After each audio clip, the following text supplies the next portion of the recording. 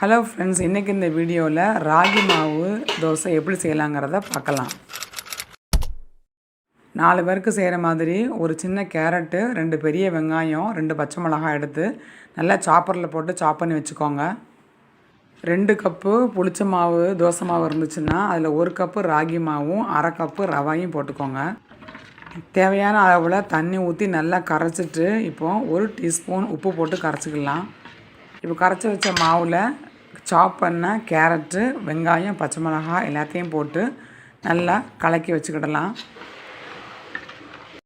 இப்போ கல் சூடான உடனே 1 டீஸ்பூன் ஆயில் ஸ்ப்ரெட் பண்ணிவிட்டு இப்போ இந்த மாவு எடுத்து ஃபுல்லாக ஊற்றி ஸ்ப்ரெட் பண்ணிவிட்டு ஒரு மூடியை வச்சு கவர் பண்ணிடணும்.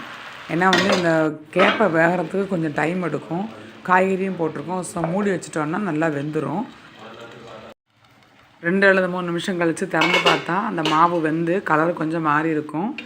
இப்போ தோசையை பரட்டி போட்டுட்டு இப்போ நம்ம மூட வேண்டாம். இதை மூடாமல் கொஞ்சம் 1 டீஸ்பூன் ஆயில் வேணால் விட்டுக்கிட்டு நல்லா கிறிஸ்பியான உடனே தோசையை பரட்டி போட்டுற வேண்டியதான். அவ்வளோதான், சூப்பரான ராகி தோசை ரெடி ஆயிடுச்சு. இதில் கேரட் சேர்த்துருக்கோம், அவ்வளோ சத்தானது. தேங்காய் சட்னி வச்சு சாப்பிட்லாம். கண்டிப்பாக ட்ரை பண்ணுங்கள், பிள்ளைங்க விரும்பி சாப்பிடுவாங்க. தேங்க்ஸ் ஃபார் வாட்சிங்.